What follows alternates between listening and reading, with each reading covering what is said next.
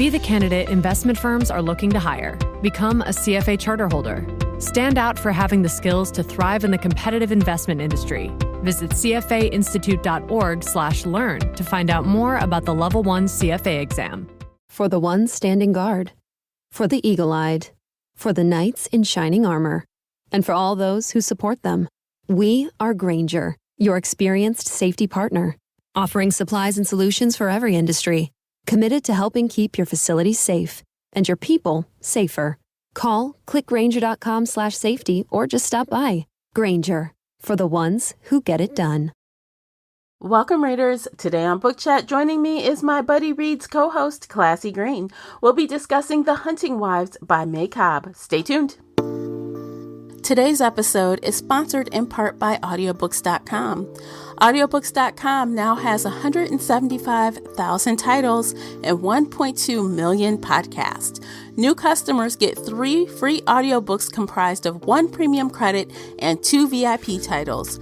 Use our promo code SHELFADDICTION, spelled as one word, when you sign up at Audiobooks.com. Again, our promo code is SHELFADDICTION.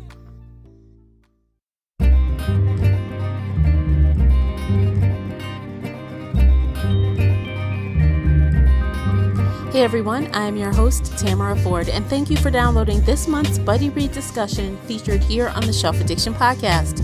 If you're new here, every week we get bookish with book discussions, book reviews, shelf bites, and more. If you're wondering what is a Buddy Read, this is a feature where Classy and I select a thriller or mystery title that we both are interested in. Then we have a candid conversation about that book or audiobook.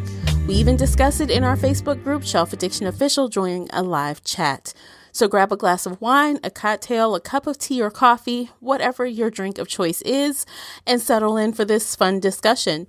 As always with book chats, there is a spoiler alert in effect, so you've been warned. If you enjoyed today's episode, please support this podcast by sharing it with your book nerd friends or on your favorite social media space. That will really help me out, and I appreciate you for doing it. The uncut video version of this podcast is available now on Patreon. Join us there for exclusive videos, including this podcast after show. If you'd like to support the show in other ways, please consider doing that by supporting our sponsors. By supporting them, you are supporting us. Check out all of the sponsors at shelfaddiction.com/sponsors. If you've read the book or listened to the audiobook and would like to weigh in on this conversation, be sure to join the Facebook group Shelf Addiction Official. I hope to hear your thoughts on this discussion. Links for everything I've mentioned are in the show notes, so let's get going. We've got a lot to cover today, so we are going to jump right on in. Joining me is the Buddy Read feature co-host, Classy Green from the Bookish Virtual Assistant. Welcome back, Classy. Hey, Tamara, how are you? I'm great. How are you? I'm good. I'm finally cooling off, but I'm like trying not to complain because it's getting warm. Yay. Girl, it was like really cold here a couple days ago. Very cold. And now they're like 90 degrees. My poor body is just like, pick a temp, any temp. It's like whiplash. Like, what's happening? That's what I hate about like the Midwest, like Michigan and Illinois. Like, it's like, can't we just have something in the middle? Do we have to be cold or hot? Can't we just get like 76 degrees and sunny? Can't we just get that? Because last week, I know we got to get this party started, but like last week, I was like, no frost alert. I could plant because I'm doing some herbs and whatever. And then a couple days later, I'm like, thank goodness I didn't do it. Yeah. Because my poor little plants would have died. Now, the real question of the hour is, did you turn that heat back on? Did you do it? Yes. You did. Girl, no shade. We did too. We caved. I had on, it was just too chilly. Socks, pants. I had on a long sleeve, like sweater that had a turtleneck on it. And Kevin comes in. He's like, "Are you cold?" Like, I had the heated mattress pad on, plus the heat. Yeah. I didn't like blast it, but just enough to kind of knock that chill out the air. Because there's nothing like getting up in the middle of the night to go to the bathroom and it's cold. Because you already got that bed warm. Yeah. So I was like, let me go downstairs and turn this heat up. I pay the bills. I could pay back. I know, that's how I feel. I'm like, well, it's fine. I'm the one that pays the bill. I'm turning the heat on. And it went off the next day. Yes, exactly. All right. So you guys, we are gonna jump into the book as we always do. But before we start the discussion, if you are interested in today's after show, head over to Patreon to watch it, and you can see our pretty faces and see our expressions as we talk about the book. And all the topics we have in the after show, which we are excited because we have like some fun stuff in this week's after show. So you don't want to miss it. Head on over and sign up today. So today we are discussing The Hunting Wives, written by May Cobb, narrated by Aaron Bennett, published May 18th, 2021 by Penguin Audio. The paperback comes in, or hardcover, I should say, comes in at 368 pages. The unabridged audiobook length is 10 hours and 22 minutes. So there's a lot going on there. So Classy, before we jump in, would you kindly share the synopsis? Sure. I am reading the synopsis from Goodreads. The Hunting Wives share more than target practice, martinis, and bad behavior in this novel of obsession, seduction, and murder. Sophie O'Neill left behind an envy-inspiring career in the stressful, competitive life of big city Chicago to settle down with her husband and young son in a small Texas town. It seems like the perfect life with a beautiful home in an idyllic rural community, but Sophie soon realizes that life is now too quiet and she feels bored and restless. Then she meets Margot Banks, an alluring socialite who is part of an elite clique secretly known as the Hunting Wives. Sophie finds herself completely drawn to Margot and swept in her mysterious world of late-night target practice and dangerous partying. As Sophie's curiosity gives way to full-blown obsession, she slips further away from the safety of her family and deeper into the nest of vipers. When the body of a teenage girl is discovered in the woods where the Hunting Wives meet, Sophie finds herself in the middle of a murder investigation and her life spiraling out of control. Good synopsis. Sophie, girl, Sophie. Okay. Yeah. So Sophie. So she is one of the more frustrating characters I've read this year. Yeah. I gotta just say that up front. Like, she was exhausting. At one point, I just gotta get this off my chest because I've been thinking about it all day. I finished it this morning. Okay. And the last 2 hours of that audiobook, I'm like, why are you such a dummy? What are you doing? Why are you doing this? You know, Man, I need you to are go dumb. Yes. I think I took some notes and I should have wrote them down. I put some notes in my Audible. You know how you can text some things. And I'm just like, yes. Girl. You know, like she was like, I can't believe that I'm just this naive. I'm not that naive to think. Yes, you are. Yes, you are. Very naive to be a grown-ass woman. Yes. From day one, from the page one, I could tell Sophie was not the sharpest tool in the toolbox. Yeah. And so let's just talk a little bit about Sophie in general before we get into like the plot of the story. Okay. So Sophie is, in my opinion, very naive. She is sexually confused. She is old as hell, not old as hell, but old enough, married with a child to know what her sexual preferences are. She doesn't. Yeah. She is bored beyond belief to the point where she gets easily taken advantage of because she's so desperate to have exciting life. Yeah. Girl, get a damn hobby. But she supposedly had a hobby, planting, right? That hobby obviously didn't work out for her because and that was the thing. It was like, was that your hobby or was it the damn Instagram? Or was that supposed to be your job?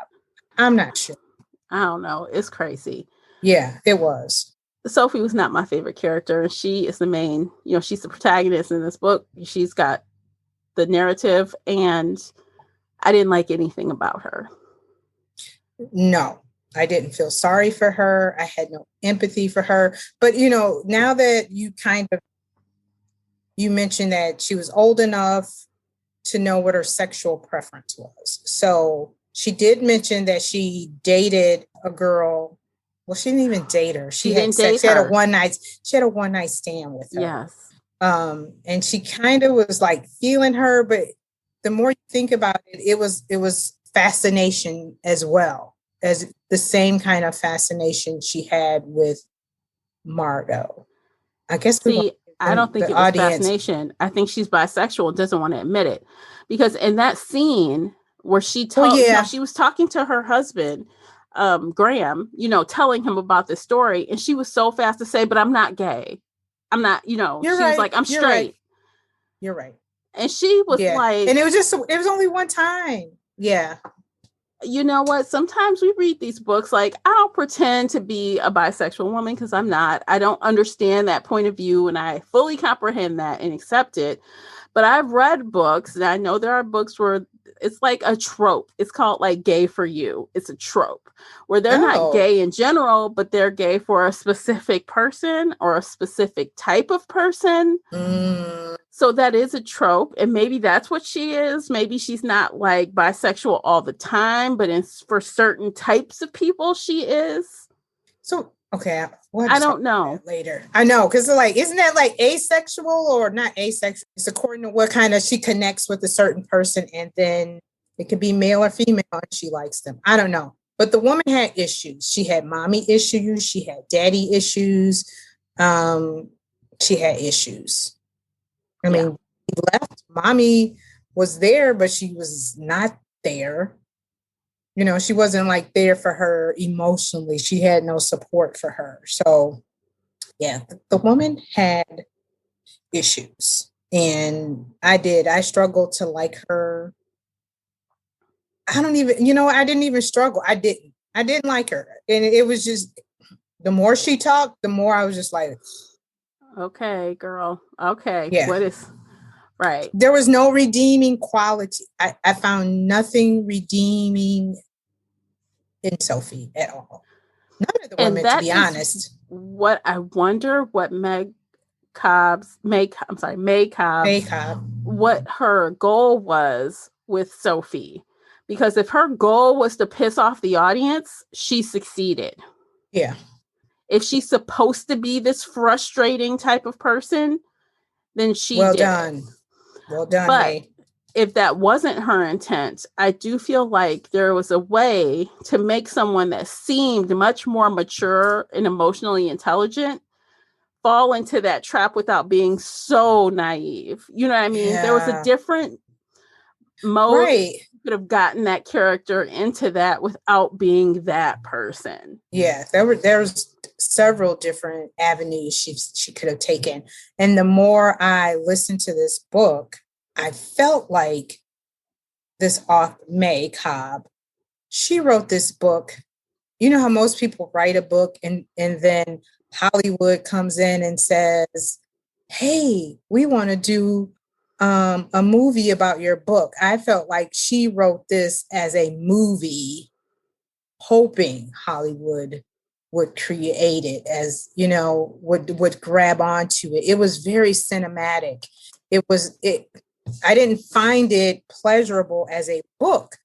And we've read enough books where we'll say, I could see this as a movie. I see the characters, but I felt like this book was written flip-flop, like she's like, because everybody, and I'm not sure if not everybody, but some of the critics or the marketing was Big Little Lies, because that is the huge between Big Little Lies and Gone Girl. But I know this was nothing like Gone Girl.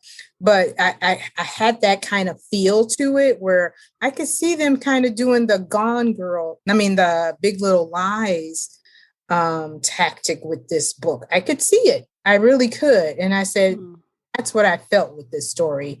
And it kind of ticked me off because I felt like she didn't delve into this story. Because at one point it was just like blah, blah, blah, blah. There was no plot.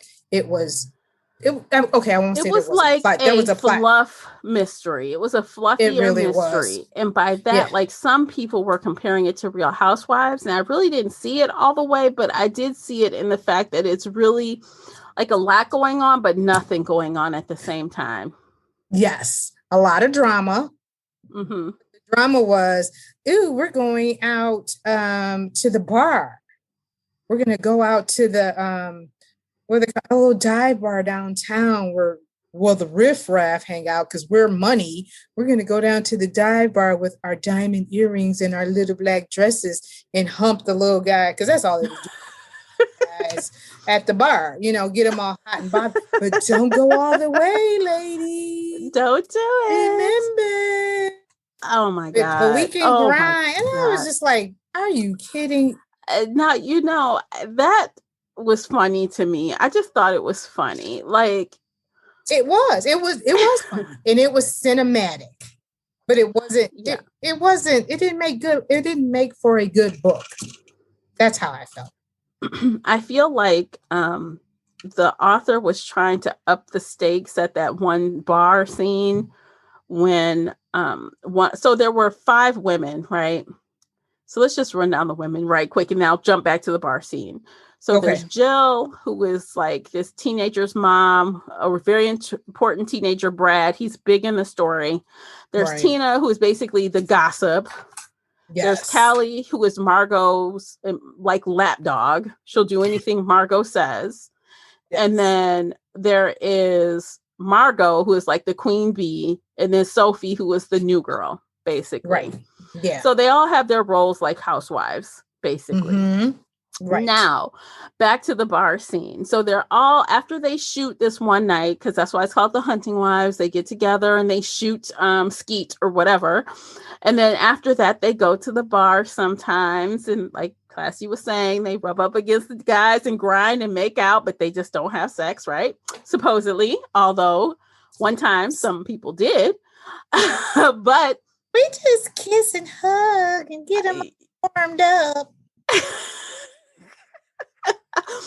So this one time, so Callie, the lapdog, basically she does drug Sophie. She drugs her.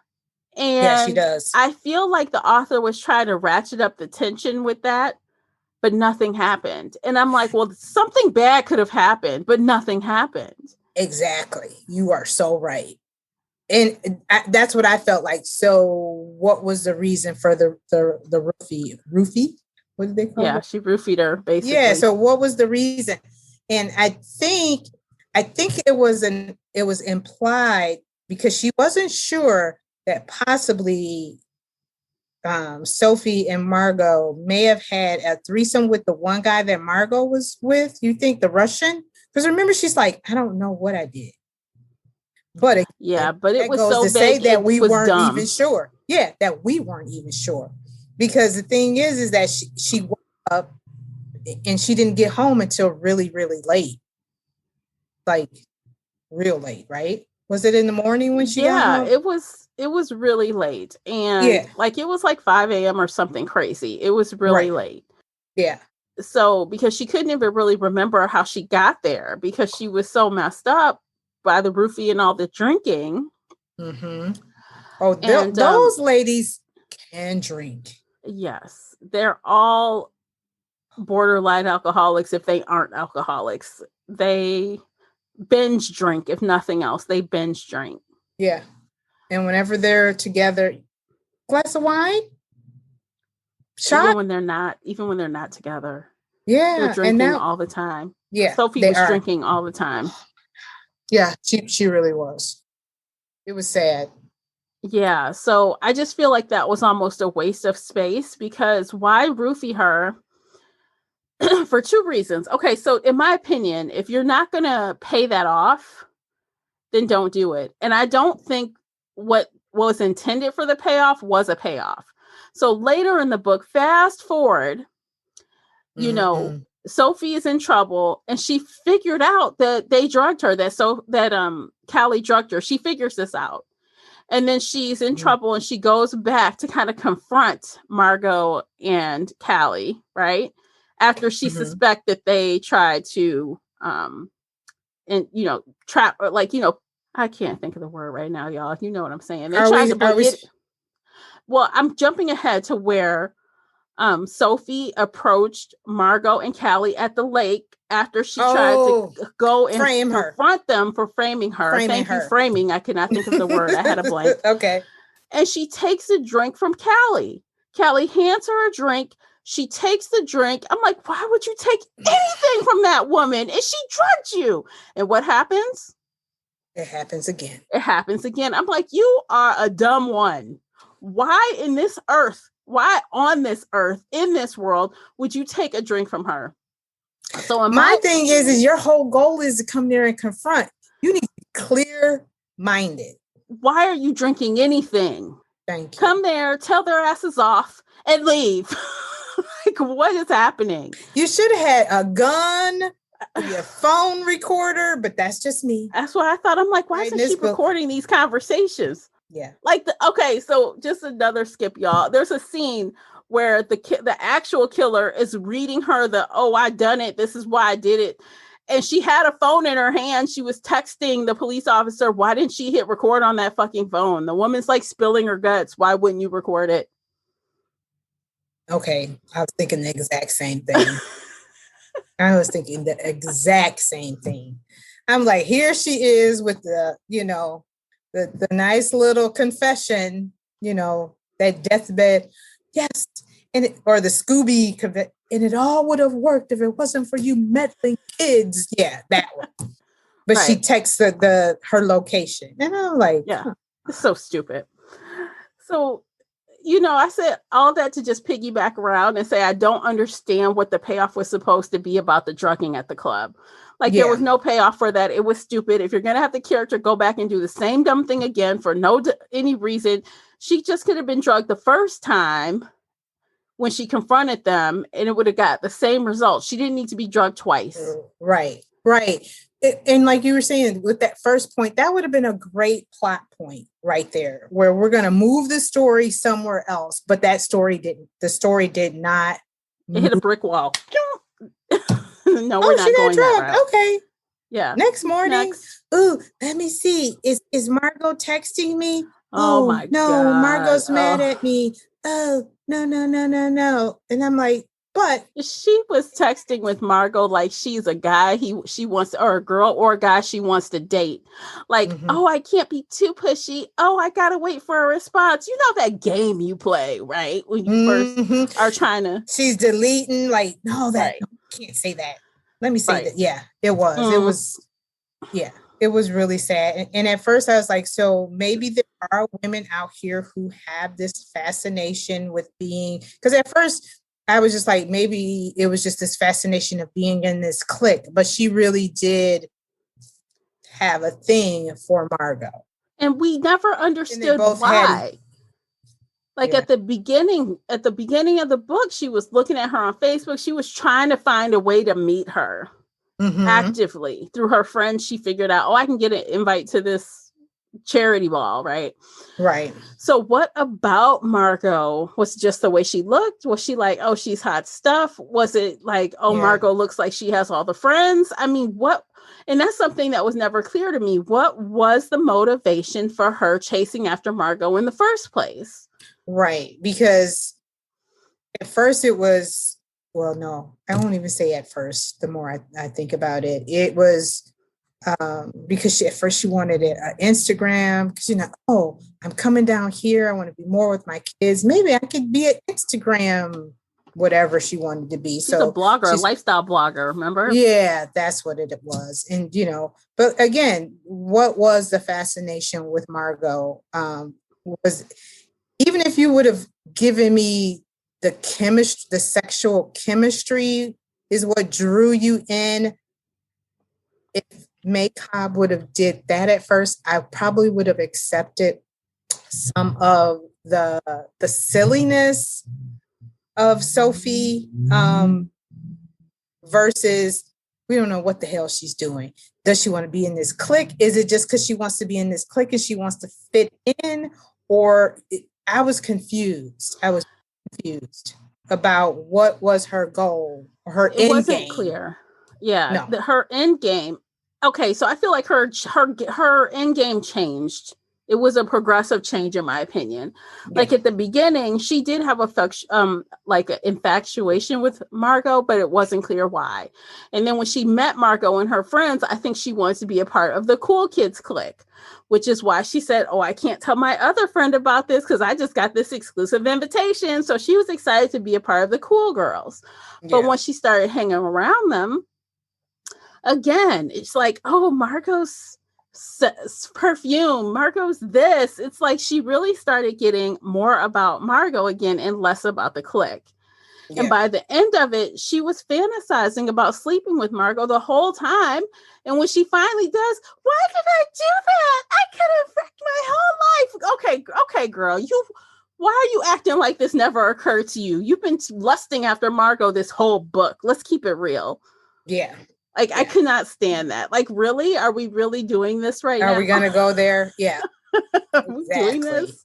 But like I said, at first I was just like, maybe because, they mentioned Instagram and her or Facebook. It was more Facebook and her followers. So I was like, okay, so maybe she's trying to get in with, so maybe if I get, to be friends with her on Facebook, maybe we could kind of, maybe I could get more followers.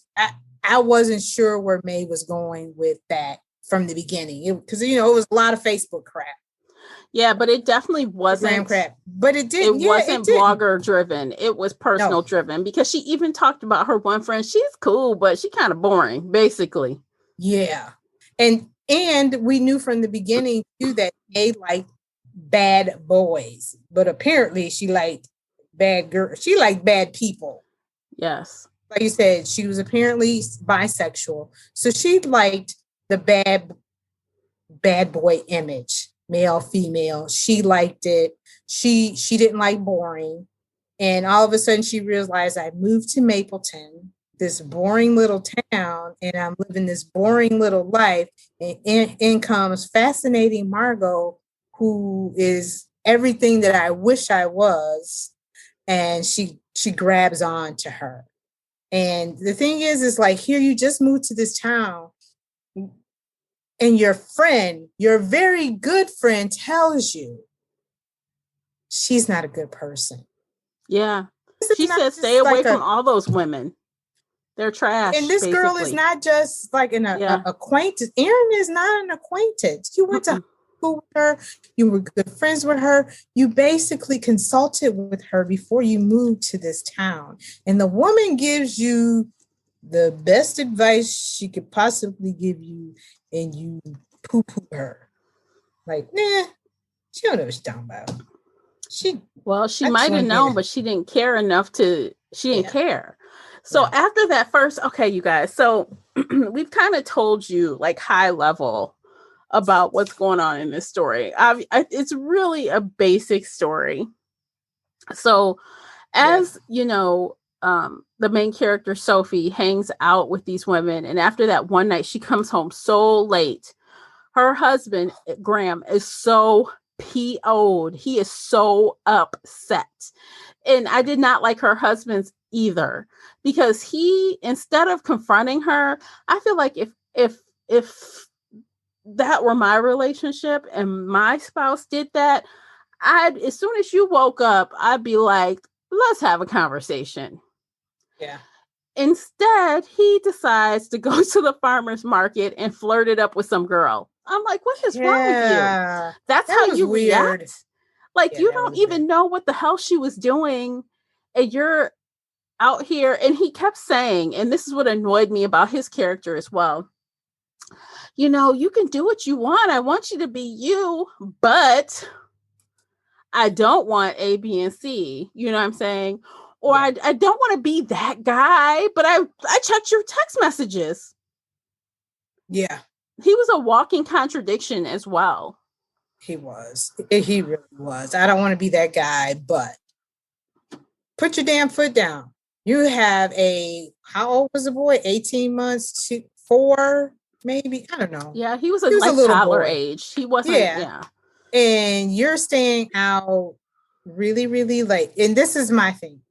You're checking your watch to say, oh, I'm gonna be home. I gotta go home. Oh, have another drink. Okay. Okay, you gotta drive. Like, again, how old are you? What are you, 17? And you can't say no? Yeah. Oh, I gotta get up early with Jack. Then quit damn drinking and get your ass in the Highlander.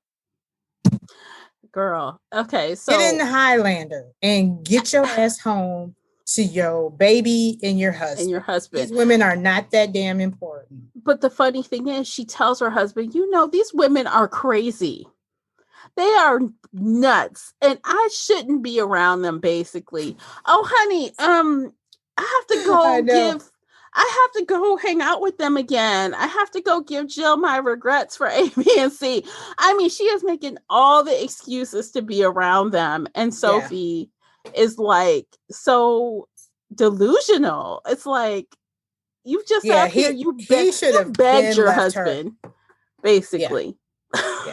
He should have told her from the beginning, like after that last little incident, like you said, instead of flirting with the girl or being a little passive aggressive. Oh, since you did that, I'm gonna do this. No, just go on home. No. He should have confronted her, her little stupid comment about they're crazy. Okay, if they're so crazy, why do you want to keep going back? It's exciting and I like excitement. That's what she should have said. They crazy, but it's fun. That's what she should have said. Because that's exactly what she was thinking. She wants to go out with them again. Well, she wants to go shooting with them again. And he's like, well, honey, just don't stay out all night again. And she's like, I'll be home by midnight. And I'm like, oh, God, here we go. I promise I love you. I would never do it. I was like, as soon as you say that, we know. Writing's on the wall. Those are like the last words of. So this chick, Sophie, she not only hangs out with them, stays out far too late, drinks like a fish.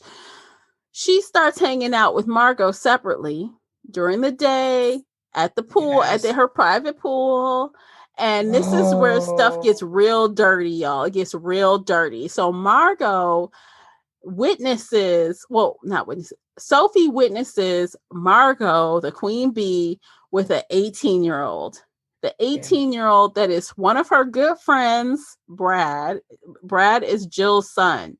So Jill, was he 18?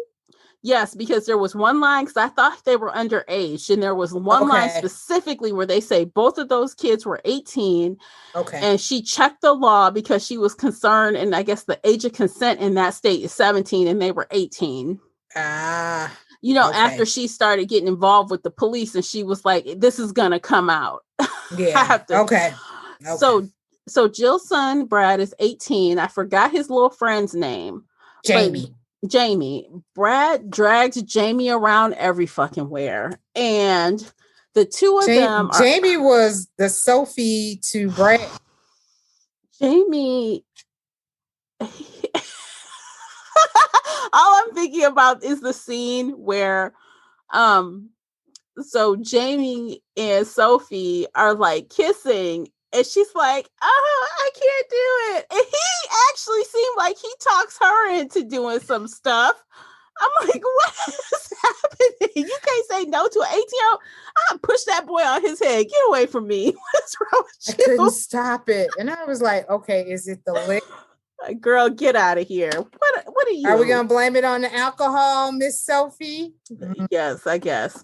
Mm. So yeah, she didn't go all the way with him. Okay, so you went with the little boy, but it was a lot. It was a mess, man. That scene, I'm sitting there like, oh my God. She looked like you were having fun anyway. And I was like, oh. I'm like, why is this happening? So, but I really think it was happening because Margot wanted her to be doing the same thing she is, so they have a secret to keep. Yes. Yep. So, okay. You won't tell on me, I won't tell on you. Mm-hmm. But the thing is like, so why did you set all that up, Margot? I don't know. It was like did Margot like Sophie as much as Sophie liked her? Hell no. Yeah. Because Margot was all about Margot. And liked Margot. Margot was a free spirit. She was a very free spirit. And she caught on, she knew her sexual. Oh, she was very fluid. She didn't care. Yeah. Yep. She didn't care. Yeah. And she knew it, and she knew her power of her body, her sexuality. She knew it. Okay, guys, you know what? This is a great time to take a break because we still haven't gotten to the dead body in the room. Okay. We haven't even got to the dead body and we've been talking for 30 minutes. So we're going to have this break, check out the sponsors, visit the Shelf Addiction merch store. You know, it's probably a sale over there. There's always a sale. Always a sale. And when we come back, we're going to move on. We're going to try to move this plot along and we're going to talk about the body. We're going to talk about the actual mystery part of the book because there's so much other. Okay. Anyway, you guys, we'll be right back. Stay with us. Be the candidate investment firms are looking to hire. Become a CFA charter holder. Stand out for having the skills to thrive in the competitive investment industry. Visit cfainstitute.org/learn to find out more about the Level 1 CFA exam. Welcome back to the quickest podcast ever, brought to you by Kohl's. Today's topic, Father's Day. Yep, just got 25% off some Champion t-shirts at Kohl's. My dad is all about staying active. Sounds terrific. Was that a dad joke? I felt fitting. Like the yard games I got from my husband. They were 50% off and I got Kohl's Cash. It's the best feeling, isn't it? What, the deals or the Kohl's Cash? Or getting it in less than an hour with free store pickup. Well, all the above. Select styles. Sale ends June 20th. Coupons do not apply to Champion. See store or Kohl's.com for details. Been thinking about McDonald's all day. Can't get it off my mind. I can already taste it. Ooh, got my mind on my mouth and my mouth ready for some Mickey D's deal. There's a deal for every moment at McDonald's. Right now, get 2 of your favorites for just $3.50. Mix and match a classic McChicken, a hot and spicy McChicken, or a juicy McDouble. Price and participation may vary. Cannot be combined with combo meal. Single item at regular price. Today's episode is sponsored in part by audiobooks.com. Audiobooks.com now has 175,000 titles and 1.2 million podcasts. New customers get 3 free audiobooks comprised of 1 premium credit and 2 VIP titles. Use our promo code SHELFADDICTION, spelled as one word, when you sign up at audiobooks.com. Again, our promo code is SHELFADDICTION. Okay, guys, we're back. We're going to kind of, I guess, shift our conversation so we can actually talk about the mystery part of the book and how this fell in line with all these other events we've already talked about, because it's a mess. It's a hot mess. And, I do give the author credit for making a story that is so convoluted. It's like at first, I want to say it was 60% before the murder happened. Yes. I checked it when I was listening because I'm like, oh, finally, 60%. So 60% of this book was drama. It was like Real Housewives, teenage hot mess drama, and then a murder happens. Yeah. So if her intent was to get you swirled up in all this drama and then catch you with a murder, she was successful. Yeah, you're right. Because I was wondering too, okay, so when is it going to happen with Miss Abby, which is Brad's girlfriend? Right. We meet Abby. So Abby was 17, though, you guys. We should note Abby is not 18. She is 17. Yes, she is underage, and that's important. You got to remember to say that. Yep. But we meet Abby at Jill's house. There was Jill was having a little get together at her house for a change because it's usually at Margot's. And while there, Brad and Jamie show up with Abby. Margot comes, because they're at the pool. Margot already has her little string bikini on because she is always in a string bikini. And she notices Brad and Abby being a young couple, basically. And she gets pissed off. They were flirting and playing around in the pool, and she Yeah. wanted the attention. Yes. And I mean, that's what kids do. And all of a sudden she realizes, oh, here's my competition. She decides to flip over braless, basically, because she said her bra with her top, not bra, but her bikini top was on, but she was on her stomach because she's probably tanning, and she flipped over. And Abby saw it. Abby covered Brad's eyes. Jill complained and said, Margot, what are you doing? And Margot blew her off. Like, what's the big deal? Look, let me tell you that scene. My take on that scene, Classy. So she's like flipped over, her boobs are hanging out, and gross. Brad and Jamie do a double take and rush out the pool because I think Brad sees Jamie staring at Sophie. Remember? At Margot. At Margot, excuse me. Mm-hmm. And he gets jealous himself. So he hops on out of the pool.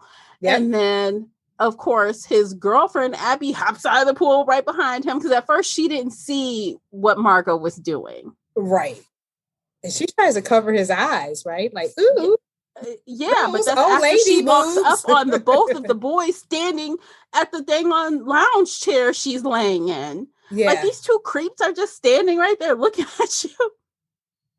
And all the other women are sitting there like, what is happening? And then Jill comes out, the mother comes out, and at that point, Abby, Brad, and Jamie, they're like, let's go. Let's leave right now. So they leave. They pass the mother on her way out. And she's like, where are you going? You guys just got here. What happened? And she goes out there and she sees Margot without her top. She's like, Margot, like, how dare you? Margot's like, what? I just turned over to get some of my drink. I'm like, what? It's no big deal. Yeah. And this isn't the first time that Jill was upset with Margot for that, because she knew that Margot liked young boys. She just didn't, she knew Margot liked young boys, and that wasn't the first time that she confronted Margot about this and was upset with her. And, after that incident, Margot didn't talk to Jill for a couple of days, which is her MO. Mm-hmm. Yeah. Yeah, a couple of days. So she makes the women grovel. They text her. They do this, like, you're in the wrong, and you make them apologize to you. Mm-hmm. You are definitely the queen bee. So yeah, that's what happened. This is adult version of Mean Girls. Right. Exactly. But yes, Regina George all day. Oh gosh. So yeah, she didn't talk to her, and then after that incident, I think they had another outing, but it was at Margot's house, and then Margot decides, you know what? I don't want all the ladies here. I'm just not feeling it. And she told the ladies, I'm not feeling good. She told them, let's call it a night. But so when the ladies leave, she texts Sophie and says, hey, you stay. And, she stays. So now Sophie's excited because she's like, ooh, I get to have Margot to myself. But in the meantime, Sophie is texting Brad. And there's a little conversation going on there about Abby. Because, Abby and Brad left. Was this the same night? No. So I'm trying to remember if that night, I think Margot was upset because Brad wasn't coming when she wanted him to. She was texting with him, and that's why she had an attitude. She was trying to get him to leave Abby and bring his butt over like he was supposed to. Yeah. He wasn't complying at the quickness that she wanted. Right. Okay. So that's what happened. And because he was trying to get rid of, not trying to get rid of, but come to find out, he and Abby were having a heated conversation because Abby said she was pregnant. Mm-hmm. Right. I'm assuming this is what this happened. And she claimed that is when he told her that he found out that Abby was pregnant. But we later find out he knew Abby was pregnant. Yeah. So he just told Margot that. But right. I tried to break it off with her. I was trying to break it off with her, but she said she was slit her wrist. So that's his reasoning for why I'm not there yet, because I'm trying to talk this girl off the ledge is basically what he was trying to tell her. They get to the house. In the meantime, Sophie and... That was the spin the bottle thing, right? That's when that happened, when they finally showed up. Yeah, but prior to that, Sophie and Margot are chit-chatting and drinking wine. Margot goes to the bathroom and Sophie reads the text message. Yeah. Between Brad and Margot, and finds out that she tells Brad to get rid of Abby. And to get over here. Like, she didn't even know that someone else was coming. No. So she read that. She just thought it was going to be her, and she thought it was going to be her and Margaret. Now, me, if I were in Sophie's position after the fiasco that happened, I mean, like, after that whole seeing all that stuff and that boy flirting with her the first time around, that would have been my execute. I wouldn't have even said bye. I would have walked out the door and text her, sorry, had to run. That's what I would have did. I just while she was in the bathroom. Yep. Yes. But instead she waits and sees like, oh God, I got to make sure she didn't know I read her messages. Again, her fascination with this woman. And here you are again about to place yourself in a situation with young boys. Granted, they're 18, but they're still young boys. You're a married woman. We're not even going to talk about Margot. We're going to talk about you, Sophie. With the and we should just note at this point in time, it's not midnight yet. This is the second time. This is the time she went out with them after she promised her husband she would be home at midnight or whatever. So at this instance, this shooting party, this time they went hunting, this is when she shot the daddy's gun. Yeah. They all left early. So this is the night of the murder, you guys. This is murder night. Yes, it is. Yeah. So sorry. I just wanted to make sure. Oh, no. Right. It is the murder night. And have this, the spin the bottle. The boys had to kiss each other. The girls had to kiss. Which they were disgusted by the way.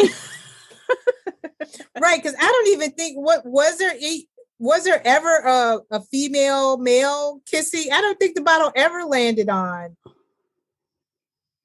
I think all the girls. It was like girls, boys, but whatever. Yeah. So eventually they're drinking, and Sophie passes out. But in the meantime, we keep hearing the countdown. 11:45. Gotta go. And she's looking at her watch. She's like, she's looking at her phone. No messages yet. Okay, I'm still good. Right. And her and Jamie do make out. And I don't think it was the spin the bottle, but I think they do make out because Brad and Sophie leave. But eventually she's so drunk that she passes out. And when she wakes up, Callie is beating on the door. And that's when she's like, oh, I didn't realize. But we don't know why Callie is beating the door. She's looking for Sophie. I mean, for Margot. Margot and Brad are gone. So is Jamie. Yeah, and at that point, she doesn't even care where they are. She looks at the clock. She's like, oh my God, I've got to go right now. Yeah, because it was like 3 or 4 in the morning, I believe, right? And then she goes for a damn run before she goes home. And I'm just like, why do you go for a run, ma'am? To clear her head, quote unquote. Yeah, to clear her head. Late. I'm not a runner, so I don't know. But she gets home, takes a shower. Her husband finds out, he hears her. Long story short, we find out the next day Abby is missing. And they think, maybe she just clearing her head. I think that's what they thought. They don't know. Last person to know to be seen with her was Brad. Yes. Which is the son. So now they're trying to figure out where is Abby.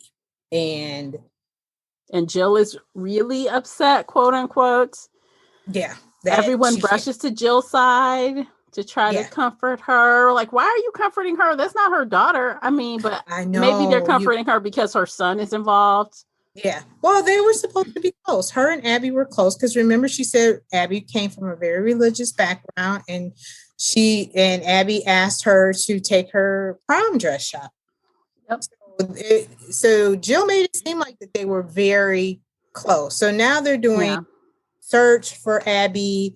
There's things on the news, and everybody's concerned. Like you said, everybody's concerned. They're going to Jill for support. Because her son is concerned about his girlfriend. A couple of days later, Abby's body is found on Margot's property, and she's dead she's found by the groundskeeper, I believe. And we find out that she is dead. So now the plot twists. Oh gosh. We still haven't even, you guys. Okay, we are 45 minutes in, and we have not even gotten to how Sophie is involved. Like, how is she involved?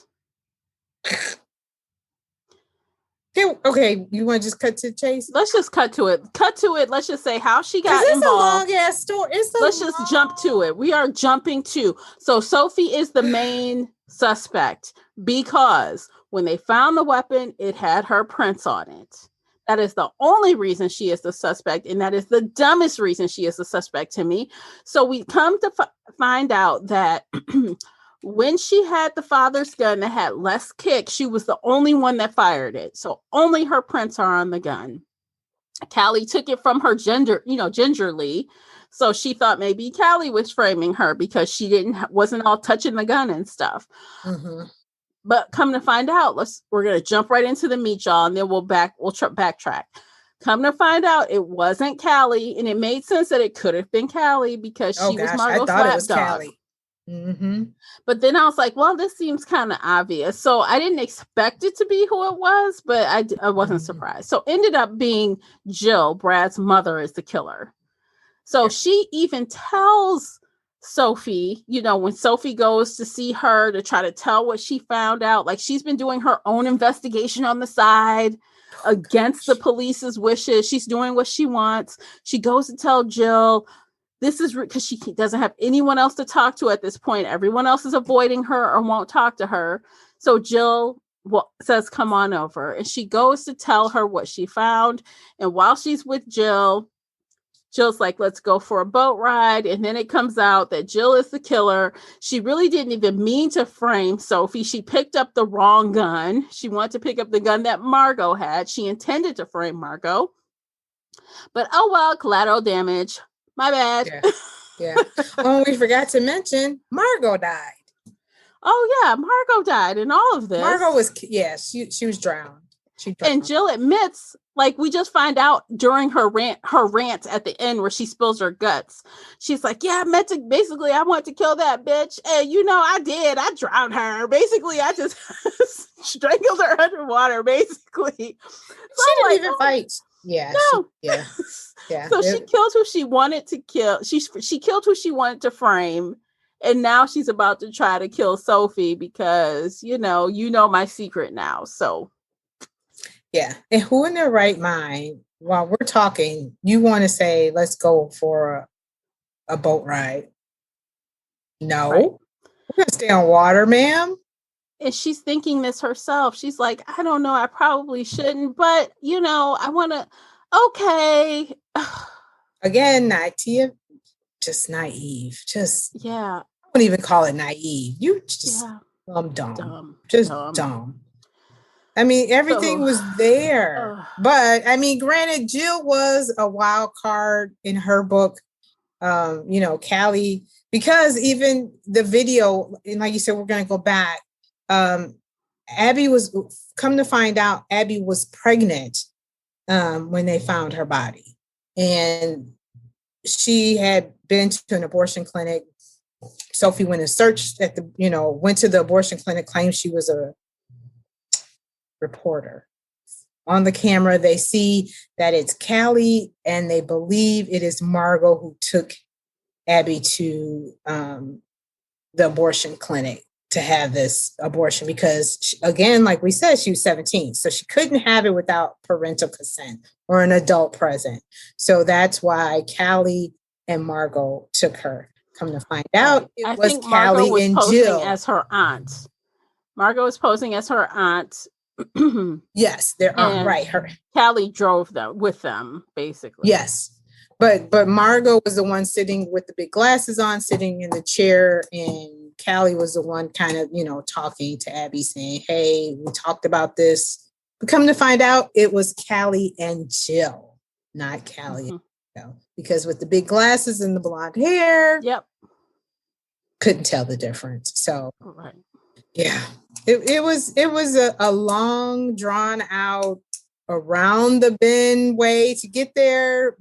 And the police aspect was kind of dumb because, I watch a lot of crime shows and I am not a police expert. I am not a crime solving expert. And I'm not going to pretend to be, but I have always heard that you must have a body, a weapon, and a motive. Sophie has no motive for killing Abby. They were going hard on her because they had the prints, but let's try to investigate and figure out what happened. What would her motive be to kill that girl? She barely knew her. She met her one time. Right. And Margot confessed that her and Brad had an affair. Right. So again, this is why the police were so stupid. Why that one detective was an idiot. I'm like, why would you not? And when when Sophie starts getting scared, she just spills all the business for the most part, but she constantly keeps holding back a little bit, which pisses that guy off to no end. That she keeps holding back just a little to make him feel like he can't believe what she's saying. Yeah. But when you have no motive and she's telling you all these other reasons why it's someone else, you're not even going to look at it. Yeah. She solves the crime and puts it in your lap. Yeah. And all he had was prints on a gun. Right. And the gun we all go hunting. I was just the last one to use that gun, basically. It could have been anything, but yeah, it was. The police part was very unbelievable. It was Barney Fife at his finest. I didn't believe it. And granted, the town was small, but come on, guy. But the guy came from Dallas. So, duh. He's used to big city crime. He should know it's more to it than that. Yeah. Yeah. So, that's why I said I felt like the story wasn't written as a book. It seemed more of as a movie script. And let me just say, you guys, so I've been watching and I pretty much binged. It's a HBO Max show. The Mayor of Easttown. Yeah. Yes. Love it. I just finished it. So I started late. You. So I started when I was able to binge it. And then I just waited for the final episode. I'm up to episode 6, I think. Okay. So there's only one more left. It's only 7 episodes. Yep. So in my opinion, I'm not going to say anything because, I don't know who's watching it, who's not. Classy, you haven't finished it. But in my opinion, this was a very smart mystery. It wasn't the most fast-paced thing on earth, but everything that happened had an impact on the final. You'll see when you get to the end, you'll be like, oh my God. Everything that happens has, leads into all the loose strings come in to one ball and you see the nucleus of what happened. Here, I just felt like there was a lot of floating. It was just everything was in the air and everybody was, oh, grab this. Yeah. And at the end, you just want it to be, and you want it to come together, not in this way where someone has to tell you everything that they did. Yeah. You know what I mean? Yeah. It's and that's what it felt like. Yeah, it was. Yeah, it was heavy-handed in some ways, and then just not very. The plot wasn't tight enough. There was, and there wasn't much left to the imagine. With a mystery, some things you kind of leave out there for us to kind of solve. And it was just so much that there wasn't anything for us to really to solve. I guess it was heavy-handed. I'll agree with you. It was very heavy-handed, and the story was just heavy-handed. But I think, like you said, at the 60% mark, where you just laid all that on me, and then you put in a murder, that's fine. We've had that before. But then you drag the damn murder and the mystery of the murder. Well, maybe not. It was a lot of information on the back end of that book to try to. Yeah, it was a lot of descriptive. It was a lot of adjective. It was a lot of descriptive text. There was like the look of this, or how someone smelled, or what they wore, the Mercedes Benz and the big glass and that damn Highlander.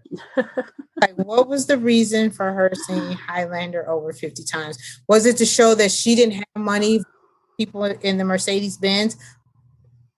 I don't know. But it was like, yes, she hopped in the Highlander. Ooh, I turned on the air in the Highlander. And I was like, is it a filler word? She could have just said Jeep or truck and I would have been just fine. Yeah, but that Highlander, she used it way too much. But yeah, there was a lot of descriptive adjectives, all that could have been left out. Yeah. So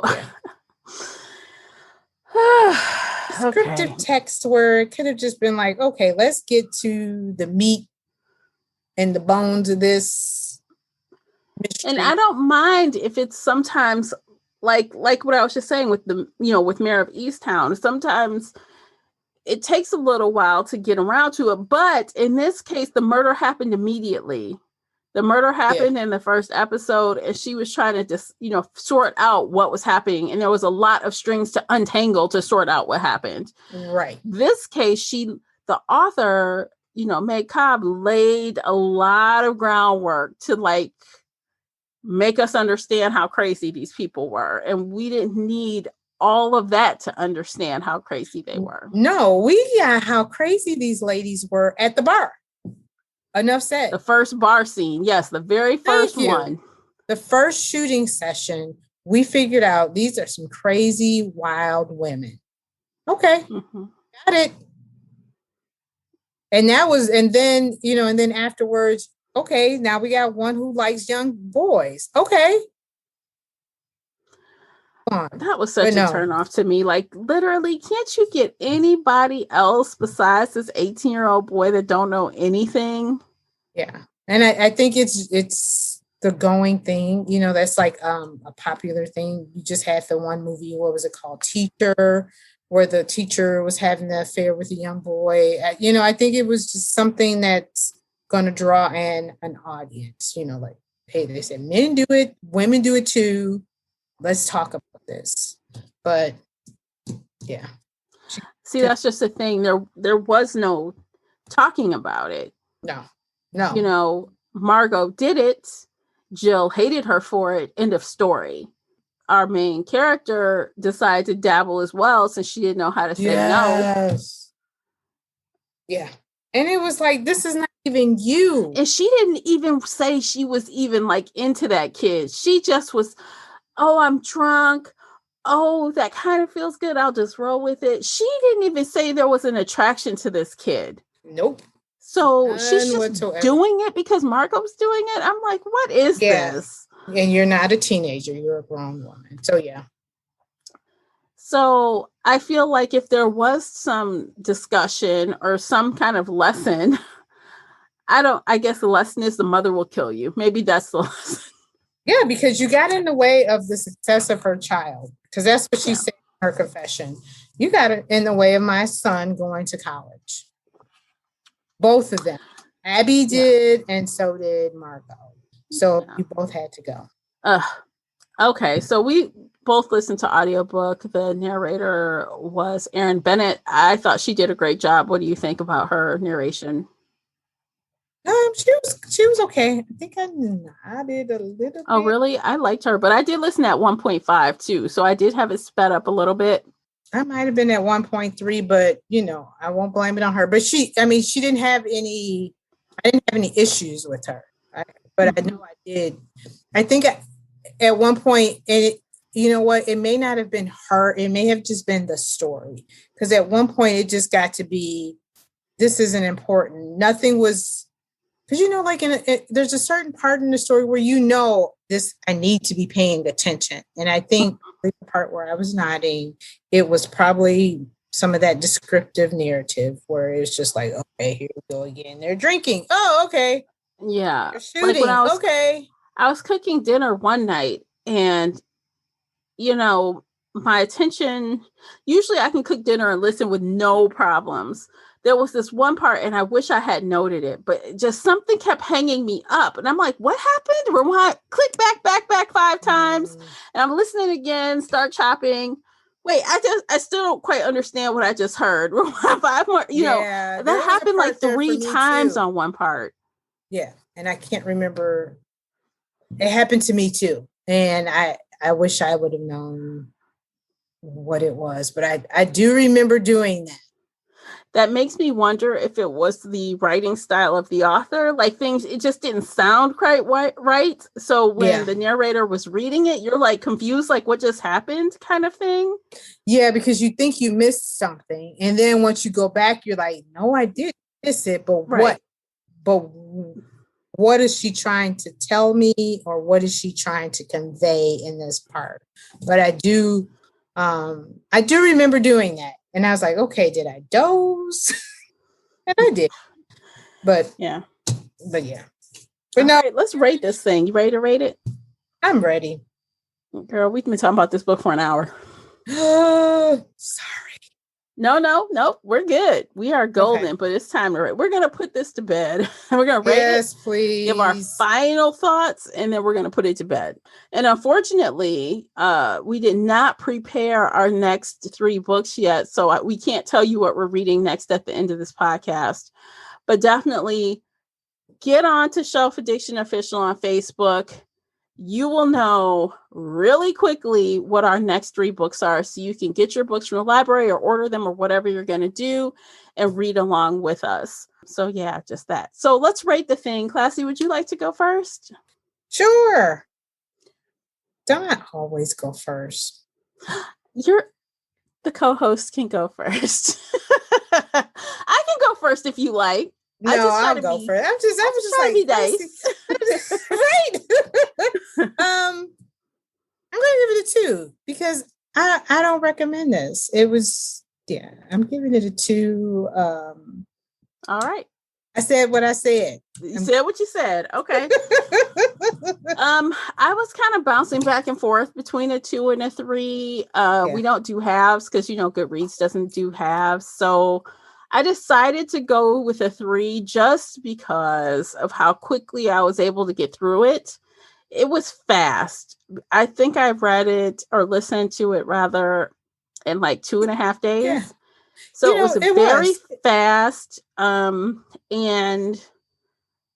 it was entertaining, even though it didn't make a lot of sense. So you're right.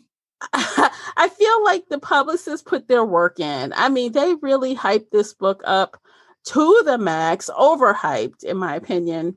Yeah. But it's not a bad book. There's a lot of flaws. There are a lot of things I don't like about the characters. And maybe the style of writing I didn't like. Like when I did start it on Kindle. And I did not really like at the beginning, like the first 50 pages, I did not like the days. But then once I got far enough into it, it just kind of settled. Didn't matter. It didn't matter. But right on the front, of Friday, Saturday, Monday, Wednesday, whatever that combination was, I was kind of like, what is this?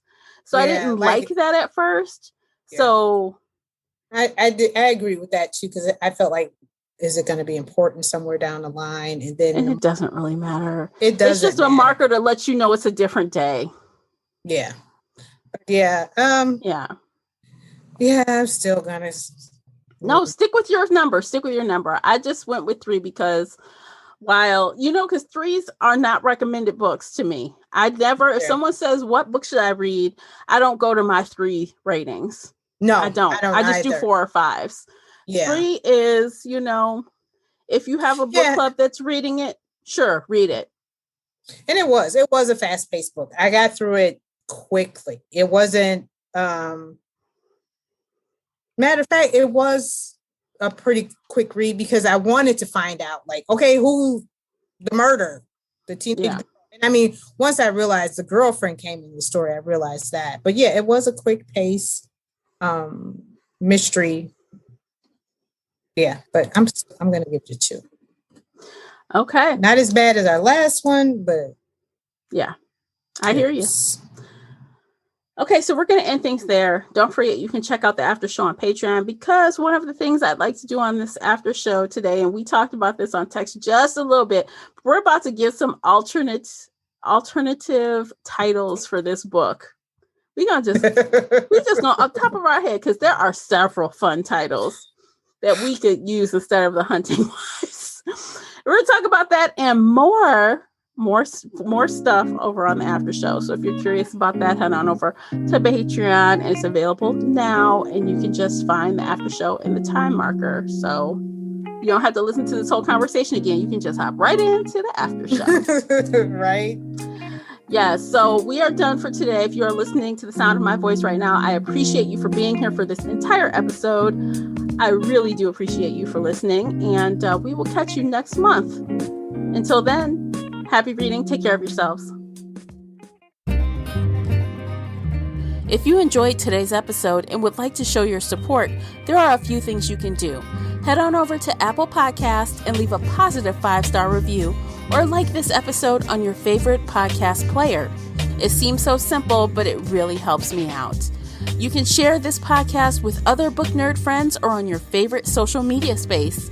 You can also join the Shelf Addiction Patreon family.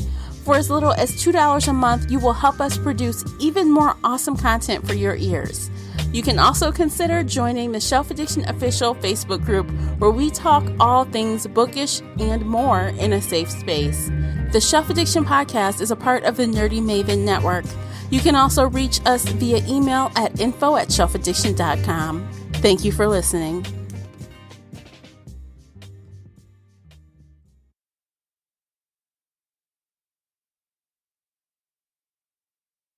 Get really into your favorite shows and movies all in one place with Flex, a 4K streaming box you get free with Xfinity Internet. And get Peacock Premium at no additional cost. Learn more at xfinity.com/flex. Restrictions apply. Requires postpaid Xfinity Internet excluding Internet Essentials. One device included.